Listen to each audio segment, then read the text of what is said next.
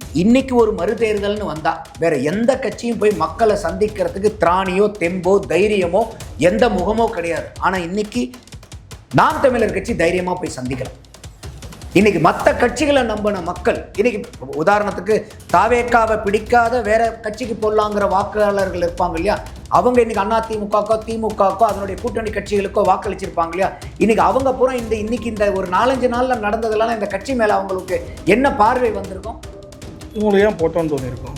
அந்த வாக்கு பூரா இன்னைக்கு அறுவடை பண்றதுக்கு நாம் தமிழர் கட்சிக்கு ஒரு நல்ல வாய்ப்பு கிடைக்கலாம். அதில் கூட வந்து பார்த்தீங்கன்னாக்கா இவருக்கு வந்து ஐயா எடப்பாடியாருக்கு 17, அவங்க எதிர்த்தரப்புக்கு வந்து 30, 17, 30, 47. அப்போ இது சட்டசபை அளவில் இருந்தாலும் அந்த கட்சி நிர்வாகிகள் இருக்காங்களே அவங்க யார் பக்கம் நிற்கிறாங்கன்னு நம்ம பார்க்கணும். மாவட்ட தலைவர்கள் அது இதெல்லாம். ஸோ அதையெல்லாம் நம்ம வந்து இந்த அதிமுக கட்சி எங்கே போக போகுதுன்னு பார்க்குறோம். இதில் சுமூகமான ஒரு முடிவு அடையலை அப்படின்னாக்கா கண்டிப்பாக அது வந்து வெடிப்பாக மாறும். நாம் தமிழரை பொறுத்த வரைக்கும் மக்கள் நல அரசியலை வந்து கையில் எடுத்துகிட்டு பயணிக்கக்கூடியவங்க. நம்ம ஏற்கனவே முன்னாடியே பேசியிருக்கிறோம், சீமான் அவர்களுக்கோ நாம் தமிழர்களுக்கோ இதில் தோல்வி வந்தாலும் அந்த தோல்வியை கண்டு அவங்க துவள மாட்டாங்க. அடுத்த வேலை என்னங்கிறத பார்த்து அவங்க பாட்டு நடை போட்டுகிட்டே இருப்பாங்க. இந்த தோல்விக்கு உண்டான சில காரணங்கள் என்னென்னங்கிறதெல்லாம் ஆராய்ஞ்சு அதற்குண்டான சரியான நடவடிக்கை எடுத்துட்டு அவங்களுடைய பயணம் தொடர்ந்துக்கிட்டு இருக்கும். அவங்க வந்து இந்த மாதிரி தோல்வியை பார்த்து துவள்ற கூட்டமாக நாம் தமிழர் கூட்டம் எனக்கு தெரியல. கட்டாயமாக அவங்க சட்டசபைக்குள்ளார இல்லை, ஆனால் மக்கள் மன்றத்தில் பெரிய குரலாக ஒழிப்பாங்க. இன்றைக்கி வேறு எந்த கட்சி குரல் எழுப்பினாலும் அவர்கள் மேலே இன்றைக்கி நம்பிக்கை அற்று போயிடுச்சு. இன்றைக்கி சீமான் அவர்கள் வந்து பார்க்கும்போது ஒரு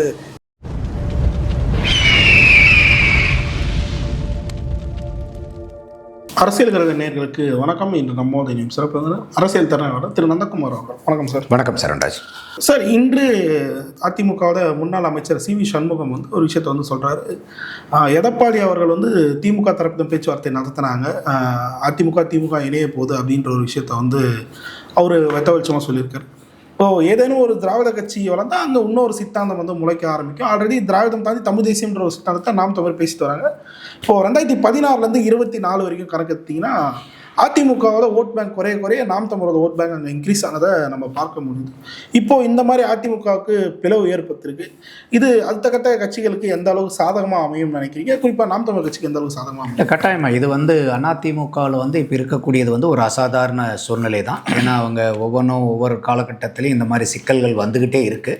இதுக்கு முக்கிய காரணம் என்னன்னு கேட்டிங்கன்னா, திமுக வந்து நாங்கள் உங்களுக்கு வெளியே இருந்து ஆதரவு தரோன்னு சொல்லிட்டு திமுக தரப்புல இருந்து இந்த நிலைப்பாட்டை முன்னெடுத்திருக்காங்க. விஜயை எப்படி இருந்தாலும் ஆட்சி அமைக்க விட்டுறக்கூடாது அப்படிங்கிறனால திமுக எடுத்த முன்னெடுப்பு இது. ஏன்னா அவங்க எதிர்கட்சியாக செயல்பட்டு போயிடுவாங்க. அவங்க எதிர்கட்சி இல்லை, அவங்க அப்படி அமைச்சாங்கனாலும் எதிர்கட்சியாக திமுக இருக்க முடியாது. இல்லை, தாவேக்கா தான் எதிர்கட்சியாக இருக்க முடியும். ஆனால் அவங்க தாவேக்கா ஆட்சிக்கு வர்றதை வந்து அவங்களால ஜீரணிக்க முடியல. அது இல்லாமல் வந்து ஐயா ஸ்டாலின் அவர்களும் தோற்று போயிட்டார். அப்போ வந்து எப்படியாவது வந்து ஒரு பெரிய ஒரு ஒரு ஒரு பிளானை வந்து அவங்க ரெடி பண்ணுறாங்க. உடனே வந்து அவங்க அதிமுக தரப்பில் பேசப்பட்டு இல்லை வந்து நாங்கள் உங்களுக்கு வெளியே இருந்து ஆதரவு கொடுக்குறோம், நீங்கள் உங்கள் ஆட்சி அமைக்கட்டும், எப்படி இருந்தாலும் அவர் விஜயை வந்து விடக்கூடாதுங்கிற அளவுக்குலாம் பண்ணுறாங்க. இவர் நம்ம தம்பிதுரை அவர்கள் கூட இதை சொல்லிட்டு போகிறார், அவர் அதிமுக அவனுடைய ஆட்சி அமையன்னு சொல்லிட்டு போகிறார். இப்போ இதை வந்து அம்பலப்படுத்தினது யாருன்னா ஐயா பேபி அவர்கள், சிபிஎம்னுடைய ஆல் இண்டியா ஜெனரல் செக்ரட்டரி. அவர் வந்து இந்தியா டுடேக்கு பேட்டி கொடுக்குறார்.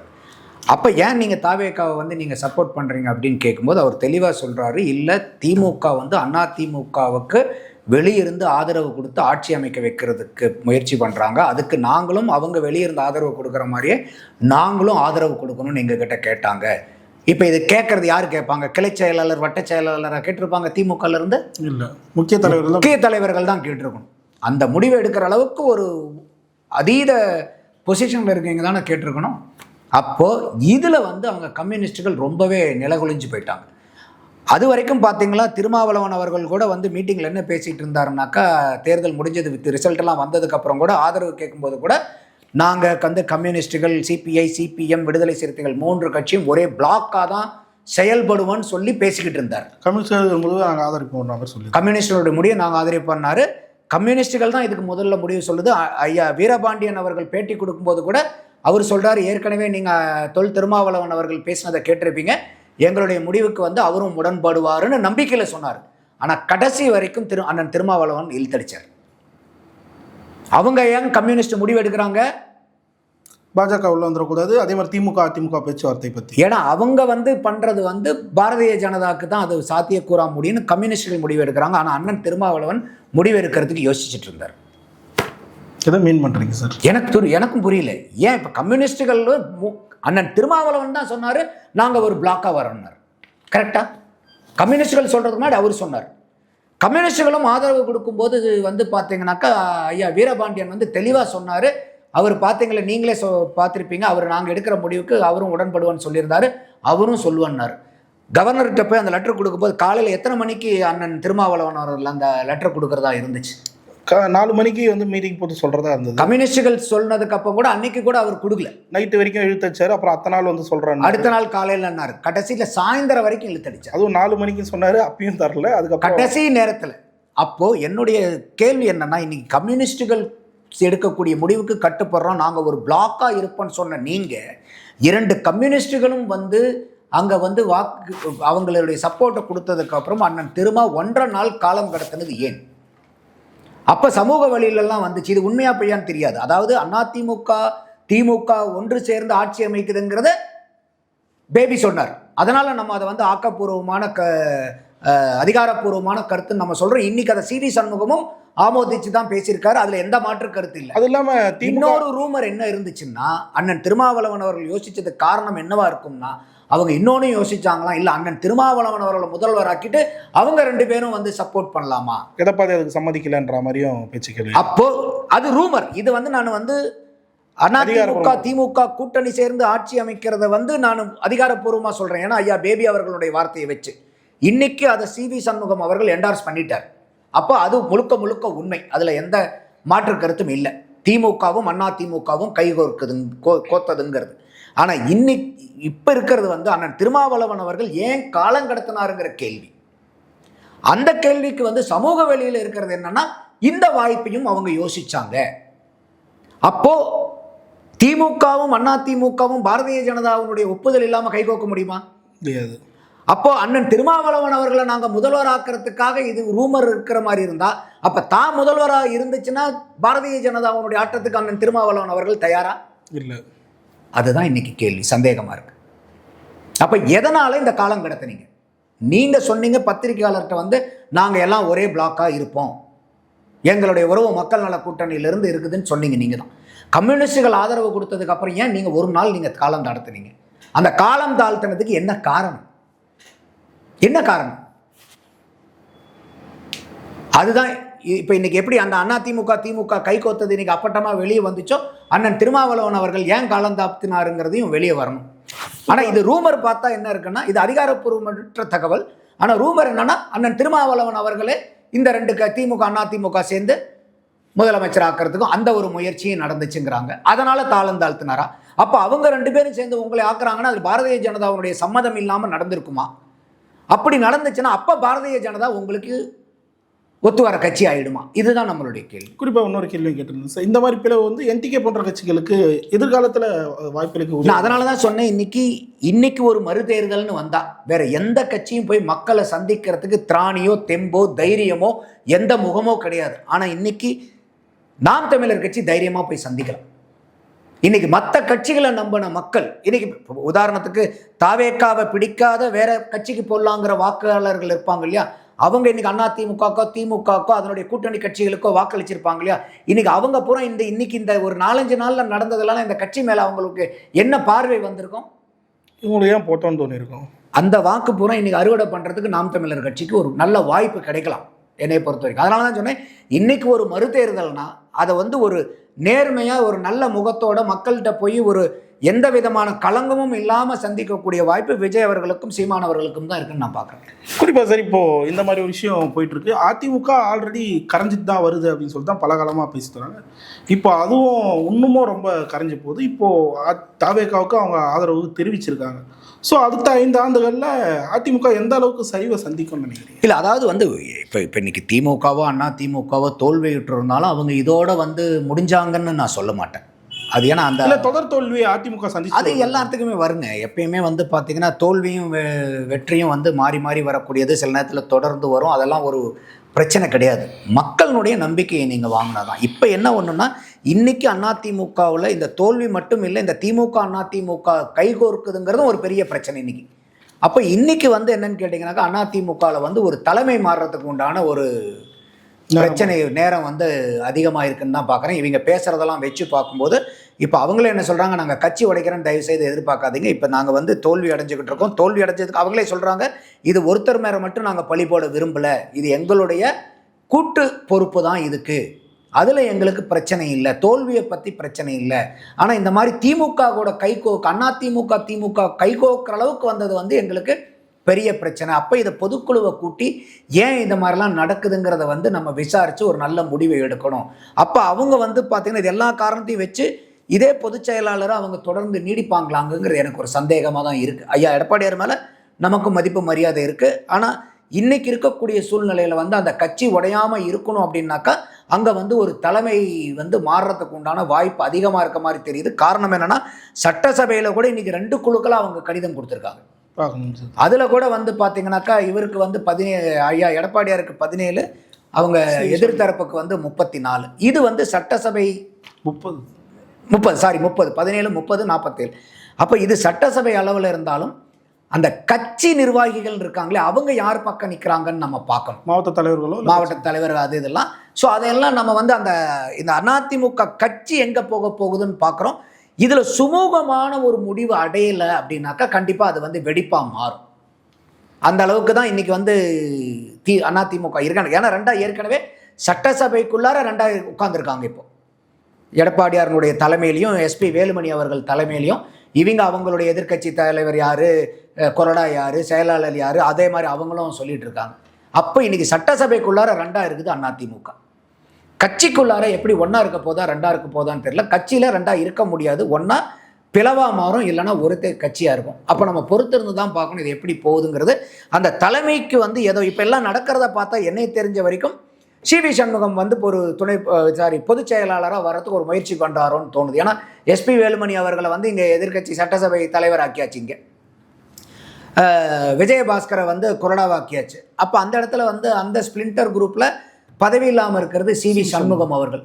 கட்சிக்காரங்க கிட்ட பேசும்போது எல்லாருமே என்ன சொல்கிறாங்கன்னா, இல்லை சார், சிவி சண்முகம் வந்து எப்பயுமே வந்து ஒரு கட்சிக்கு ரொம்ப முக்கியம் கொடுத்து அதுக்கு எந்த சேதாரமும் வந்துடக்கூடாதுங்கிறதுல தான் எப்படி என்ன இது பண்ணாலும் அதுக்கு முக்கியத்துவம் கொடுத்து தான் அவர் இருப்பாருங்கிறது நம்ம பரவலாக அதிமுக காரங்க கிட்ட பேசும்போது தெரியுது. அப்போ இந்த இடத்துல வந்து பார்த்தீங்கன்னாக்கா எடப்பாடியார் அவர்களுடைய தலைமை ஒரு வேளை மாற்றணுங்கிற பட்சத்தில் சிவி சண்முகம் அந்த இடத்துல வர்றதுக்கு வாய்ப்பு இருக்குதுன்னு தான் நான் பார்க்குறேன். குறிப்பாக இவங்கெல்லாம் சொல்லி இவங்க செய்யக்கூடிய அந்த இது எல்லாம் பார்க்கும்போது நம்ம கனெக்டிங் த டாட்ஸ் பண்ணோம்னா அப்படி தான் தெரியுது. குறிப்பாக சார், இப்போது திமுகவில் ஏகப்பட்ட பவர் சென்டர்ஸ் இந்த தேர்தலில் தோற்கடிக்கப்பட்டிருக்காங்க. எப்படி பார்க்குறீங்க அந்த விஷயத்தை? கட்டாயமாக இது பல பவர் சென்டர் இருந்துச்சுன்னா அது எந்த பவருக்குமே பவர் இல்லாமல் போயிடும், எல்லாம் டிஃப்யூஸ் ஆயிருங்கிறது இந்த எலெக்ஷனில் தெரிஞ்சுது. அதைத்தான் உணர்ந்து விஜய் அவர்களும் அவருடைய பதவியேற்புகளே சொல்கிறாரு, இங்கே ஒரே பவர் சென்டர் தான், அது நான் மட்டும்தான், வேறு யாரும் நீங்கள் யாருக்கிட்டையும் நம்பி ஏமாந்துடாதீங்க. அதே மாதிரி மற்ற கட்சிகிட்டேருந்து பாடம் கற்றுக்கிட்டு அவங்க மல்டிபிள் பவர் சென்டர்ஸ் வச்சிருந்தனால எந்த கதிக்கு ஆளாங்கினாங்களோ அந்த கதிக்கு நம்ம கட்சியும் ஆயிடக்கூடாதுங்கிறதுல ஒரு முன்முனைப்போடு அவர் இருக்கிறதா தான் தெரியுது. இது அவங்களுடைய கட்சி சார்ந்தவங்களுக்கும் எச்சரிக்கை, அவர்கள் அமைச்சர்களுக்கும் எச்சரிக்கை, எம்எல்ஏக்களுக்கும் அதே மாதிரி சுற்றி வச்சு யார் ஆட்சிக்கு வருவாங்க பார்க்கலாம், யார்கிட்ட போய் பணத்தை குடித்து காரியம் சாதிக்கலான்னு இந்த ஒரு புரோக்கர் கூட்டம் சுற்றிட்டு இருக்கும், அவங்களுக்கும் இது எச்சரிக்கை. எந்த இடத்துலையும் போய் எவனையும் போய் நீங்கள் அப்ரோச் பண்ண வேண்டியதில்லை, நியாயமானதாக இருந்தால் பண்ணி கொடுப்போம் அப்படிங்கிறது இதெல்லாம் பண்ணுறாரு. இது வந்து உள்ளபடியாக வரவேற்கக்கூடியதான். ஏன்னா இந்த பவர் சென்டர் தான் இந்த நாட்டை நாசம் பண்ணுறதே. ஒவ்வொருத்தருக்கும் ஒவ்வொரு பவர் இருக்கும்போது அதிகார மையத்தில் இருக்கக்கூடிய அதிகாரிகளையும் அவங்கள செயல்படாமல் விடுறதும் இந்த பவர் சென்டர் தான். இப்போ ஒரு காவல்துறை போய் ஒரு நடவடிக்கை எடுக்கணும்னு வைக்கிறாங்கன்னு வச்சுக்கலாம், இந்த பவர் சென்டர்லேருந்து போகும், ஐயோ இவருக்கு வேண்டப்பட்ட ஆளுங்களாமேன்னு. வேற ஒரு டிபார்ட்மெண்ட் வேற இல்லைங்க இவருக்கு வேண்டப்பட்ட ஆளுங்களாமா. அப்போ இந்த மாதிரி இருந்தால் யார் மேலே தான் எந்த அரசாங்கத்து அதிகாரி தான் நடவடிக்கை முடியும், எந்த திட்டங்களை தெளிவாக செயல்படுத்த முடியும்? அப்போ இந்த மல்டிபிள் பவர் சென்டர்ஸுங்கிறது வந்து இது அரசாங்க கவர்னன்ஸ் அடுத்தது அந்த கட்சியவே சிதைச்சிடும், எல்லாம் கோஷ்டியாக மாற ஆரம்பிக்கும். அப்படி தான் இன்றைக்கி ஆகி கிடக்குது. இப்போ இன்றைக்கி பாருங்கள், ஐயா ஸ்டாலின் அவர்கள் தோற்று போனதுக்கு யார் பொறுப்பு வைக்கிறதுங்கிறது இப்போ அதில் ஒரு பிரச்சனை ஓடிட்டு இருக்குது. திமுக நிறைய பேர்த்த வந்து இன்றைக்கி அந்த ஒரு பிரச்சனை இருக்குது. அப்போ வெற்றி பெற வரைக்கும் எல்லாரும் சிரிச்சுக்கிட்டு போயிடுவாங்க, தோல்வின்னு வரும்போது தான் எல்லாம் தோண்ட ஆரம்பிப்பாங்க. ஸோ அப்போ அதை மாதிரி வந்து விஜய் அவர்கள் இதை முன்கூட்டியே கணிச்சு இந்த மாதிரி மல்டிபிள் பவர் சென்டர் செஞ்சு அது தனக்கும் தன்னுடைய கட்சிக்கும் கவர்னன்ஸுக்கும் எந்த அளவுக்கு வந்து இடைஞ்சலாக இருக்குங்கிறத உணர்ந்தனால அதை தெளிவாக அந்த பதவியேற்பு விழாலே சொல்லியிருக்கிறது உள்ளபடியே அது நல்ல விஷயம்தான். அது வந்து அதே மாதிரி நடக்கணும், அதுதான் ரொம்ப முக்கியம். குறிப்பாக சார், இப்போது சென்னையில் கொளத்தூரில் ஸ்டாலின் அவர்கள் தோற்றது, அதற்கு காரணம் வந்து சேகர் பாபு அங்கே சரியாக வேலை செய்யலை அப்படின்னு சொல்லிட்டு ஒரு விஷயத்தை வந்து சொல்கிறாங்க. ஏன்னா ஸ்டாலின் அவர்கள் மற்ற தொகுதிகளுக்காக போய் ஆகணும், முதலமைச்சர்ன்ற ஒரு முகத்தை வந்து பதிவு பண்ணி ஆகணுன்ற விஷயத்தினால என்ன தவற விட்டாங்க சார் கொளத்தூரில் நினைக்கிறீங்க? இல்லை என்னன்னா அது வந்து பார்த்தீங்கன்னாக்கா இப்போ யாருமே வந்து எதிர்பார்க்கல ஸ்டாலின் அவர்கள் தோப்பார். நானே கூட எதிர்பார்க்கல அவரெல்லாம் தோப்பாருங்களா. இப்போ நானே பேசியிருக்கேன், கொளத்தூரில் ஈஸியாக அவர் ஜெயிப்பாருங்க. 1,00,000 வாக்கு வித்தியாசம் ஜெயிச்சிருந்தாரு கடைசி. அது வந்து எஸ்ஐஆருக்கு முன்னாடி, எஸ்ஐஆருக்கு பின்னாடிங்கிறது கொஞ்சம் வேற எல்லாம் கணக்கு நிறையா இருக்குது. ஆனால் வந்து தோற்கிற அளவுக்கு அங்கே இருக்க. இப்போ நம்ம அவர் போய் நன்றி சொல்லும் போதெல்லாம் மக்கள் வந்து அழுது புரண்டு உருண்டு ரோட் அவங்க அத்தனை பேரும் ஓட்டு போட்டிருந்தா கூட அவர் ஜெயிச்சிருப்பாரோன்னு தான் தோணுது எனக்கு. அப்போ இந்த தடவை வந்து பார்த்தீங்கன்னாக்கா மக்கள் வந்து இந்த காசு பணம் கொடுத்தா மயங்கிறதுக்கெலாம் இல்லை. இன்றைக்கி விஜய் அவர்களை வந்து எதுக்கு நீங்கள் பாராட்டுறீங்களோ இல்லையாங்க, விஜயை பிடிக்காதவங்க கூட அவர் எதுக்கு எல்லாருமே பாராட்டணும்னா, இன்றைக்கி சாதி பார்த்து எவனும் ஓட்டு போடல, மதம் பார்த்து ஓட்டு போடலை, இனம் பார்த்து ஓட்டு போடலை, காசு பார்த்து ஓட்டு போடலை, ஈவன் ஒரு படி மேலே போய் சொல்லணும்னா மொழி பார்த்தும் ஓட்டு போடலை. அப்போ அந்த அளவுக்கு வந்து இன்றைக்கி எல்லாருமே வந்து இந்த சாதி அரசியலை வெறுக்கிறோம், மத அரசியலை வெறுக்கிறோம், பண அரசியலை முற்றிலுமாக வெறுக்கிறோம் நம்ம மாதிரி ஆட்கள். அப்போ அதை பூரா இன்றைக்கி நினைவாக்கியிருக்காரு இல்லையா, அதுக்கு நம்ம அவரை பாராட்டி ஆகணுமா இல்லையா? ஒரு சாதியை கடந்து, மதத்தை கடந்து, பணத்தை கடந்து, இல்லைங்க எங்களுக்கு வந்து சர்ச்சை சொல்லிட்டாங்க நாங்கள் இவங்களுக்கு தான் போடுவோம், எங்களுக்கு மசூதி சொல்லிருச்சுங்க எங்களுக்கு நாங்கள் இந்த கட்சிக்கு தான் போடுவோங்கிற மாதிரி இல்லாமல் இன்றைக்கி அத்தனை மதங்களையும் சாதிகளெல்லாம் உடைச்சிட்டு வந்து எங்களுக்கு தேவையான ஆட்கள் யாரும் அவங்களுக்கு தான் போடுவோம். நீ காசை கொடுத்தினா கூட வாங்கிக்க, ஆனால் உன் காசுக்காக ஓட்டு போட மாட்டேன். இல்லை அதே விஷயத்தை தான் சீமானவன் சொன்னார். அவருக்கு எதிர்ப்பல்ல, விஜய்க்கு அவருக்கு எதிர்ப்பு. அதை எப்படி சார்? எப்படி புரியல? சீமானும் அதே விஷயத்தை தான் முன்னிறுத்தினார், ஆனால் அவருக்கு அது எதிர்ப்பு தான் போச்சு. என்ன காரணம்? இல்லை அது வந்து நம்ம $1 மில்லியன் கொஸ்டின். அது வந்து ஒரு நம்பிக்கையை ஏற்படுத்திருக்காருங்க. விஜய் அவர்கள் மேலே ஏகப்பட்ட நம்பிக்கை. இப்போ நம்மளே போய் மக்கள்கிட்ட கேட்குறோம் இல்லையா, நம்ம போய் கேட்கும்போது என்ன சொல்கிறோம், ஏங்க வந்து நீங்கள் விஜய்க்கு வாக்களிக்கிறீங்கன்னு நினைக்கும் போதே, இல்லைங்க அவர் எங்களுக்கு ஒரு மாற்று வேணும். சரிங்க எதுக்காக மாற்று வேணும்? இல்லைங்க இங்கே இருக்கிறவங்க பூரா எல்லாம் தப்பாக பண்ணிட்டுருக்காங்க, ஊழல் பண்ணிட்டுருக்காங்க, இந்த ஆட்சிகள்லாம் சரியில்லைங்க. சரிங்க சீமானும் ஒரு மாற்றாக நிற்கிறாருங்களே, ஏன் அவருக்கு நீங்கள் போடக்கூடாதா? இல்லைங்க எங்களுக்கு விஜய் மேலே நம்பிக்கை இருக்குதுங்க. ரீசன் ஆனால் சொல்ல இல்லைங்க அவர் வந்தால் நல்லது நடக்குங்க. சில டைமில் வந்து பார்த்தீங்கன்னாக்கா சீமான்ட்ட இப்போ நம்ம ரொம்ப நெருங்கினவங்க கிட்ட கேட்கும்போதே கூட, ஏன் வந்து நீங்கள் சீமான ஒரு வாய்ப்பாக இல்லைன்னா, இல்லைங்க அவர் வந்து பார்த்தீங்கன்னாக்கா நிறையா அவரை விமர்சிச்சிட்டாரு, புரியுது, நிறையா விமர்சிச்சிட்டாரு, ரொம்ப அசிங்கமாலாம் விமர்சிச்சுட்டாங்க. அவர் சீமான் அவர்களும் அவர் கட்சியை சார்ந்தவர்களும், அது இல்லாமல் அந்த விசில் சிம்பலுக்கெல்லாம் வந்து தமிழாக்கம் பண்ணியெல்லாம் ரொம்ப அசிங்கப்படுத்தினாங்க. அதெல்லாம் இந்த நடுநிலையாளர் வாக்காளர்களுக்கு பிடிக்கல. இவங்க வந்து பேசுறதுக்கு வந்து கை தட்டுறாங்க, விசில் அடிக்கிறாங்க, நிறையா வியூஸ் போகுதுங்கிறதுக்காகலாம் பேசிட்டாங்களே ஒழிய பொதுமக்கள் அதை ரசிக்கலை. நம்ம ஆரம்பத்துலேருந்தே சொன்னோம், நீங்கள் அந்த கரூர் இன்சிடென்ட்லேயே போய் அண்ணன் சீமான் முதல் நாள் அன்னைக்கு போகும்போது சொன்னார், அரசாங்கத்து மேலேயும் குறை சொல்ல முடியாது, விஜய் தம்பி மேலேயும் வேறு குறை சொல்ல முடியாதுனார். நியாயமான பேச்சு.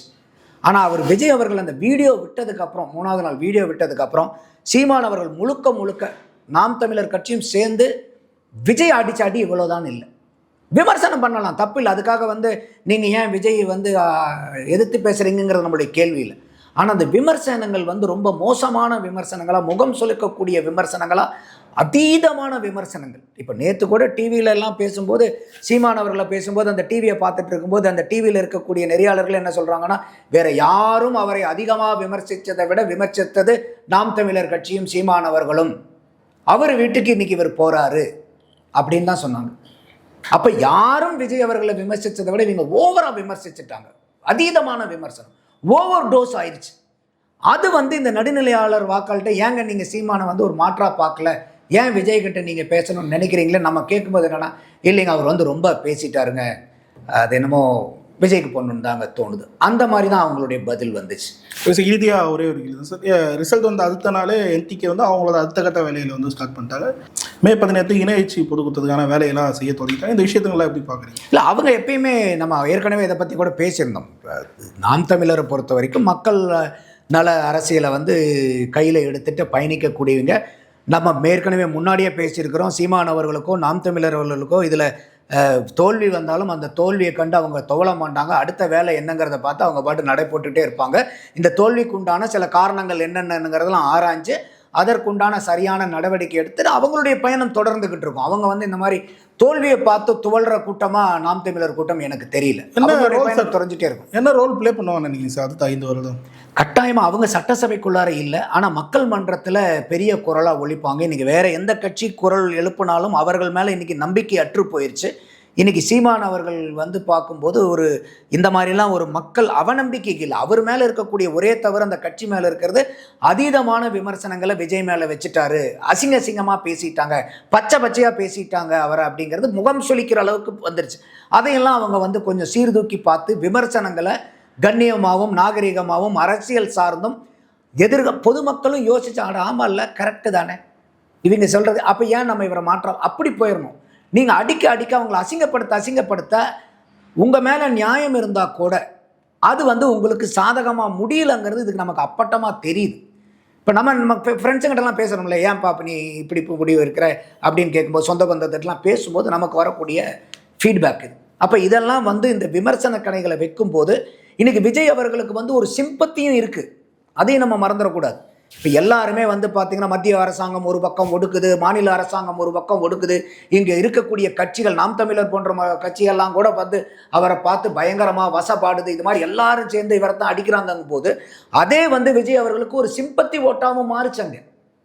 அப்போ இந்த விமர்சன கணைகளை வைக்கும் போது எப்பயுமே அது ஓவர் டோஸ் ஆகாமல் பார்த்துக்க வேண்டியது முக்கியங்கிறது நம்ம இந்த தேர்தலேருந்து ஒவ்வொருத்தரும் தெரிஞ்சுக்க வேண்டிய ஒரு கட்டாயமான பாடமாகவும் நான் பார்க்குறேன். நேற்று ஒரு செய்தி வருது, இது மாதிரி பள்ளிகள் அருகே கோயில் அருகே இருக்கக்கூடிய மதுபான கடைகள்லாம் ரிமூவ் பண்ண போகிறோம் அப்படின்னு சொல்லி. இந்த விஷயத்தை எப்படி பார்க்குறீங்க? இது ரொம்ப ரொம்ப அருமையான நடவடிக்கை. திமுகவும் பண்ணியிருக்குல்ல சார் போன பற்றி 500 கடைகள் அவங்க கடை நடக்காத கடையெல்லாம் முன்னாங்க. இவங்க வந்து மக்கள் அதிகமாக கூடுற இடத்துல, வியாபாரம் அதிகமாக நடக்கிற இடத்துல இருக்கக்கூடாது கடை. மக்கள் கூடுற இடத்துலையோ பள்ளிக்கு அருகாமையிலையோ இல்லை வந்து பார்த்தீங்கன்னாக்கா கோவில் வழிபாட்டு தலங்களுக்கு அருகாமையிலே இருக்கக்கூடிய மதுக்கடைகள் 717 மதுக்கடைகளை வந்து இவங்க வந்து மூடணும்னு முடிவு எடுத்திருக்கிறது உள்ளபடியே வரவேற்கிறோம். இன்னும் ஒரு படி மேலே போய் அவர் போதையில்லா தமிழகம்னு அவர் விஜய் அவர்கள் சொல்லியிருக்கும் போது இது வந்து கம்ப்ளீட்டாகவே வந்து ஒரு டாஸ்மாகை மூடுறதை நோக்கி அவருடைய செயல்பாடுகள் போனால் இன்னுமே உள்ளபடியாக மகிழ்ச்சியாக இருக்கும். ஆனால் அதுக்கு மாற்று வழியை ஏற்பாடு பண்ணணும்ல சார். இப்போது வடக்கு மாநிலங்களில் வந்து பால் உற்பத்தியை பெருக்கிறாங்க, சில மாநிலங்கள் பால் உற்பத்தி 60,000 கோடியில வருது அப்படின்ற ஒரு விஷயத்த சொல்றாங்க. ஸோ அந்த மாதிரி விஷயங்களை செய்வாரான்ற கேள்வி இல்லை. இப்போ என்னன்னா, இப்போ நிறைய பேர் வந்து இப்போ திமுக ஆட்சி ஆகட்டும் அதிமுக ஆட்சியும் டாஸ்மாக மூடாமல் இருந்தது காரணம் என்னன்னு கேட்டிங்கன்னா, அதுலேருந்து வரக்கூடிய வருமானத்தை வச்சு நாங்கள் இலவசங்களை கொடுத்துக்கிட்டு இருக்கோம்.